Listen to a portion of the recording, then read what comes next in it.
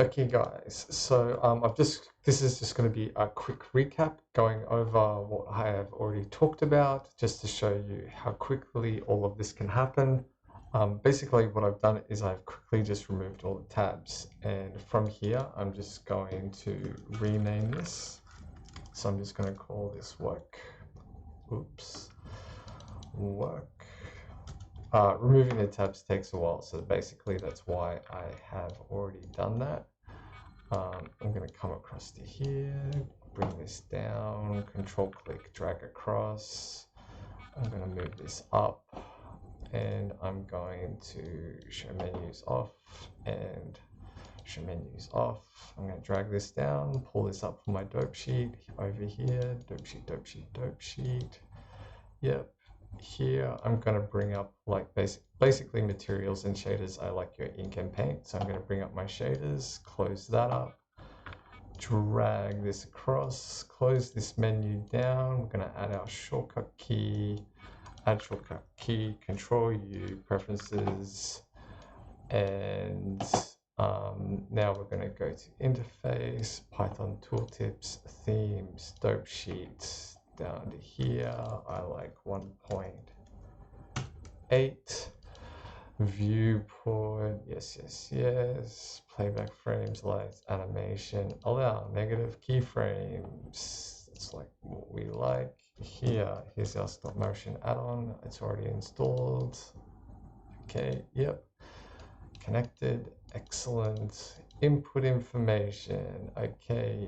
And what did I say here? I don't think I said anything right. Navigation, orbit, depth, zoom in. Okay, that's it for that one. Key map, switch to tools. Down here, tab, pie menu, system, CUDA, select everything, save and load. Make this 20, and then 3 auto run Python scripts, and we are done. Save preferences. Okay, so really, that's really quick, right? Save preferences. Okay, so to add-ons, add-ons that we may like to install. There are a bunch of mesh add-ons in here that can be really handy. So B surfaces is really handy. Auto mirror, edit mesh, mesh F2, loop tools is really good, and that pretty much does it for mesh. I think also under animation, I like to install the Atom All add-on because that means we can keyframe our vertex data. And this can be really, really handy, especially when we're using curves or using sculpts. We're basically getting our tween information for free. So that's really, really good. And these are all basically everything that comes default with Blender, right? Then when it comes to nodes here, I like to enable the Node Wrangler add-on. That's also super handy. And look, I may miss a few, but that is pretty much it. Okay, so there are a few other add-ons that I like to add. One is called the Lock Viewport. So basically, it puts a little lock icon up here, and then you're able to lock your viewport. I also like to use cut, copy, paste add-on. I find that add-on to be really, really handy. And a lot of these add-ons, they make use of tools that Blender doesn't have already. I already have these add-ons downloaded, so they're in my animation folder. And then basically, say for example here, my lock frame, I'm just going to click on it. There's my lock frame, and you can see it's popped up here. So if we come down here and we rotate around, at the moment, if I find my, did we enable pie menu? Let's take a look. I don't think we did. Okay, so navigation, key map, tab for pie menu. I thought I did. We'll say save preferences. We'll come back to that later, right?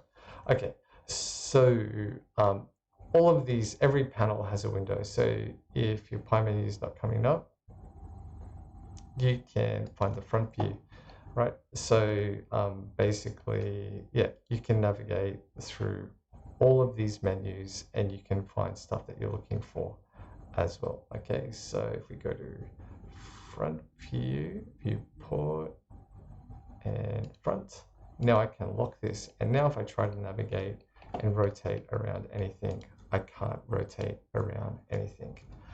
Okay, cool. So that was the lock viewport. I also like to do, so I will just go back a level. I also like to use viewport scrub. So it's going to come up maybe. I think my keyboard just died on me. Sorry guys, just hang in there for a second. Okay, there we go. Okay, so viewport scrub, there it is. Okay, so that's my viewport scrub.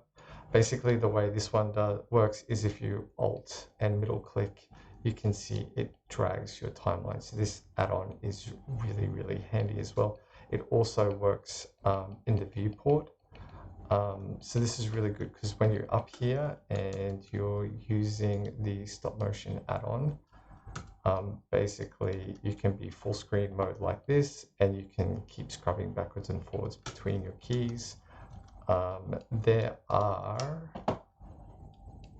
in viewport scrub, there are a few options here which can be nice to work with. This current version of viewport scrub, there are a few bugs, but basically you have rolling mode and you have always snap, and I'll let you guys play with those. And I think that is pretty much it. The last one that I would install would be the cut, copy, paste. So if I was going to get the copy paste add-on, I'll go back a level, and I believe I have that under workflow, cut, copy, paste add-on, and it's not going to show up because viewport is already in there. So we want to type cut, there it is, cut, copy, paste. And as usual with most add-ons, they come with a bunch of selections. Now here's the word of warning for add-ons, right? A lot of add-on developers, they have their own prerogative, right? So they have their own task and goal, what they're wanting to achieve. And sometimes they make their add-ons work with other add-ons, sometimes they don't. We are talking with these guys at the moment, so we can try and get this add-on to play more friendly with other add-ons in Blender, but things seem to be moving a little bit slow there, but we'll persist. So, and basically it's a courtesy thing, so yeah. Okay, so cut, copy, and paste, super handy. And basically at the end of that, we're going to hit save, and then we're going to close it down. And in the next one, we are ready to start tackling our stop motion, our stop motion add-on and how that works inside of Blender, turning Blender into a pretty powerful 2D animation system. Okay, all right, thanks guys.